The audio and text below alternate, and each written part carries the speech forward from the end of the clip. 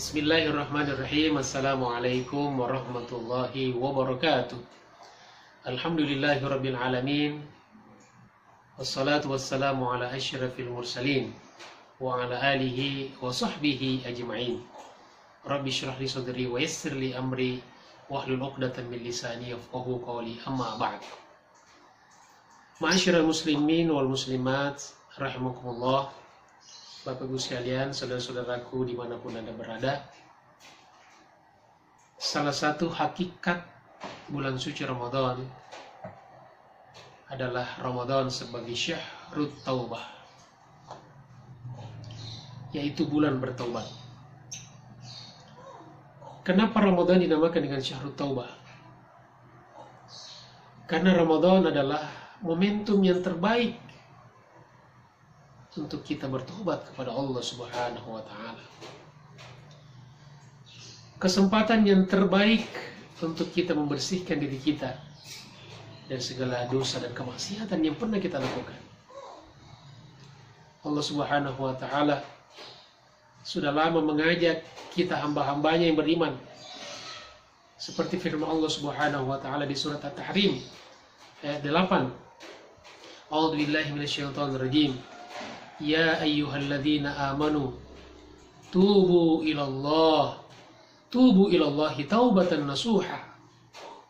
Wahai orang-orang yang beriman, bertobatlah kalian kepada Allah Subhanahu wa Ta'ala dengan taubat yang sesungguhnya, taubat yang sebenar-benarnya taubat. Ma'asyiral muslimin rahimakumullah, saudara-saudaraku yang saya hormati, tidak ada satu dosa yang tidak diampuni oleh Allah Subhanahu wa Ta'ala. Bahkan sebanyak apapun dosa kita, kalau kita sungguh-sungguh, kalau kita memenuhi syarat-syarat tobat, maka Allah Subhanahu wa Ta'ala berkenan untuk mengampuni dosa-dosa kita, insya Allah.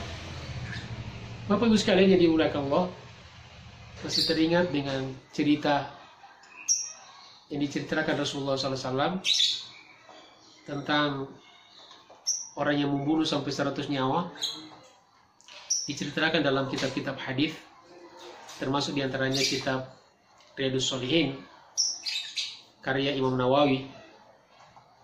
Bagaimana diceritakan Nabi bahwa seseorang membunuh 99 orang. Lalu kemudian dia datang bertanya kepada seorang rahib, karena dosa itu membuat dia gelisah, membuat dia resah, lalu mencari referensi.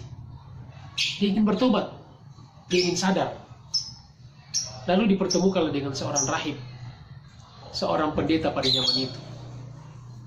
Dia bertanya, wahai rahib, saya telah membunuh 99 nyawa. Apakah pintu tobat masih terbuka bagi saya? Lalu jawab sang rahib, mana mungkin dosa-dosamu diampuni. 1 nyawa saja kamu bunuh, dosanya luar biasa, apalagi 99 nyawa. Lalu rahib itu kemudian dibunuh oleh sang orang itu, dan cukuplah 100 orang. Semakin bertambah dosanya, semakin bertambah kejahatannya, semakin gelisah hidupnya.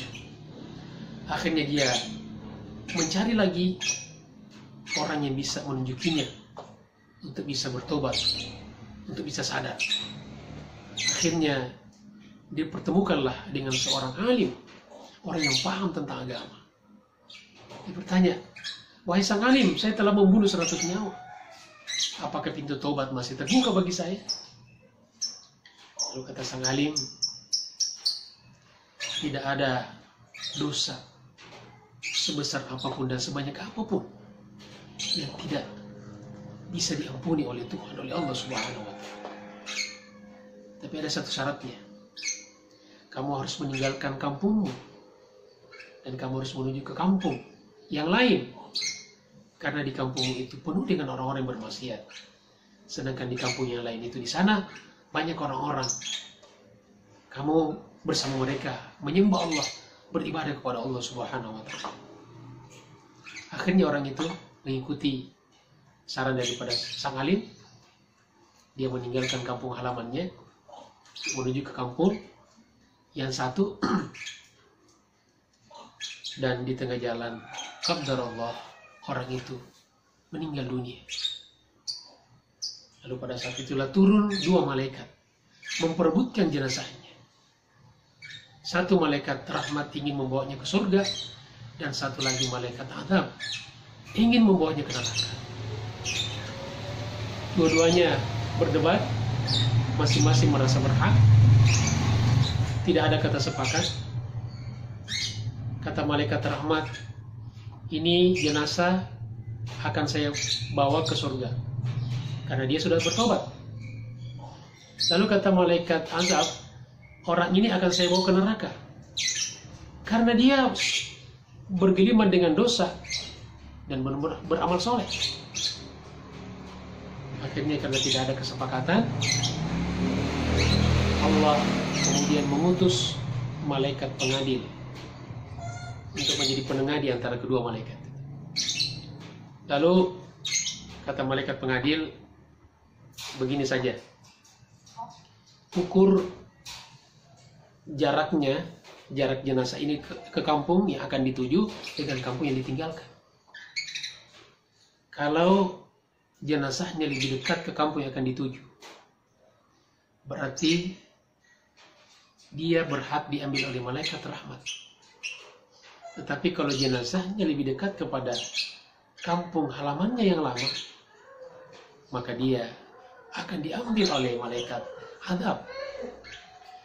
Lalu diukurlah, dan ternyata jenazah orang itu lebih dekat kepada kampung yang akan dituju, kampung orang-orang soleh, sepanjang 1 jengkal saja. Allah Subhanahu wa Ta'ala perintahkan kepada bumi untuk mendekatkan dirinya, mendekatkan jenazah itu ke kampung yang akan ditujunya. Masya Allah, tabarakallah. Akhirnya, jamaah sekalian yang dimuliakan Allah Subhanahu wa Ta'ala, malaikat rahmat mengambil jenazahnya dan membawanya ke surga. Masya Allah. Demikianlah Allah Subhanahu wa Ta'ala ketika ingin mengampuni hambanya, karena dia tahu hambanya bersungguh-sungguh untuk bertobat kepada Allah Subhanahu wa Ta'ala.